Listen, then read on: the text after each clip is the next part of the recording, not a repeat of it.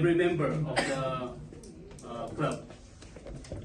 Oh, yeah. Okay, yes kuya. Tama yun yung ano ni kuya, no? Na dapat pag-usapan na nga natin naman yung monthly para makapag-decide din tayo kung saan tayo, ano yung gusto nating Abutin. So tama yun. Pero ang sinasuggest ko nga rin ay dahil ang malaki yung tawag ko doon, yung pagtingin o malaki yung expectation ng Pilipinas sa atin, especially yung region natin, na ma-establish agad-agad yung Madrid na maging headquarters nga ng Europe. So kung yun yung ano nila, pinapangarap nila para sa atin, hindi natin ma-establish agad-agad dyan kung parang kang nagtatayo ng kampo. Kung wala kang resources, hindi ka makakapagtayo ng kampo mo. Diba? So kailangan natin bilisan nga yung ating resources. Yung mga may tayo, hindi tayo pantay-pantay ng kapasidad. Yung taga Barcelona, kitang-kita mo naman. Forma pa lang, malaking pera yung mga dala-dala ng mga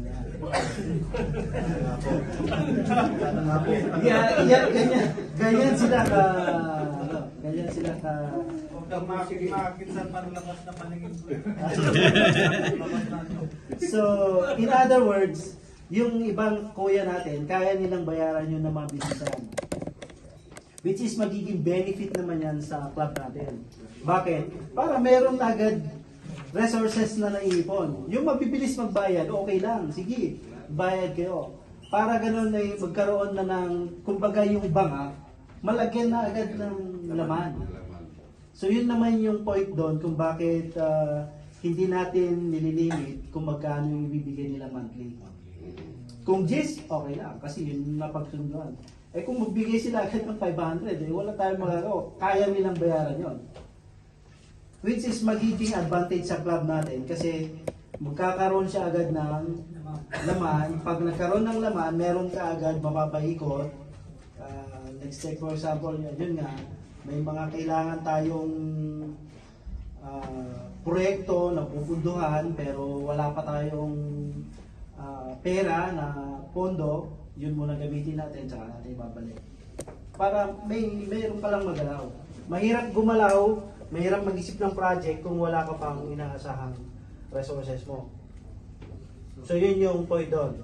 Which is tama yung recommendation yung mga kuya na monthly, pero hindi natin nga nililimit doon. Gusto rin natin magkaroon ng flexibility.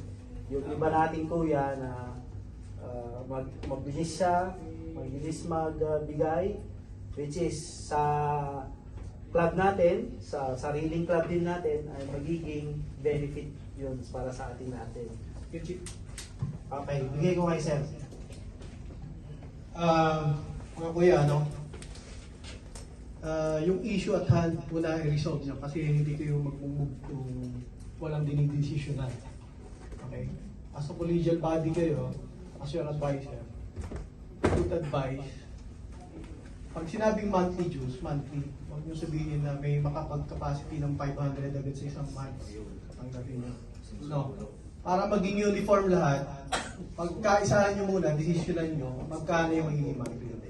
Okay? Kasi tingnan nyo, sa isip nyo ngayon, kung ang target nyo, yung sinabi ni Ace na 2, 3, 4, sabihin natin yung upper bracket, 4,000. No? Isipin nyo, ano ba ang capacity? Ilagay na natin sa capacity ng bawat isa. Mabigat ba sa atin ang 20 euro per month? Hindi. So, estimating nyo, 20 times 30 kayo ngayon. That is 600 every month. Okay?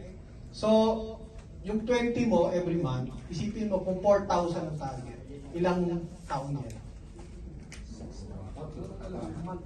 Ha? Ha? No, yung 20 yung contribution, kada isa. So 20 sa isang taon, meron ka lang 240. Kailan mo ma-target yung 4,000? That is 5 years. 240 times 4, bago mo matapos yung 4,000 na bracket. Okay? What I'm telling you now is for you to move on. Mag-decide kayo ngayon, dalawa ang didesisyonan nyo para mabilis yung movement nyo. Okay? You decide on what is the monthly dues. Wala na yung kung may kapasidad yung isa, mauna siyang magbayad ng yung tatargetin nyo na amount na ano ng isang tao. No. I would suggest the body would agree, ito monthly natin. Okay, we pay monthly. Okay? And yung sinabi ni Ace na kung ilan yung as target nyo, edi set nyo yun. Kung abuti ng 5 years bago nyo maabot yun, so, sige. So that may kasi pwede naman yan na pwede nyo i-adjust later. Ang importante ngayon, mag-decisionan nyo kasi alam ko limited yung time nyo. Importante ngayon, magkaroon kayo ng mag-decisionan para makamove kayo. Kasi kung walang decisionan, puro ano tayo, matatagalan kayo. You have to decide, you have to be decisive. Para pag nag-agree ang lahat, ako na yun, mag-move na agad yun.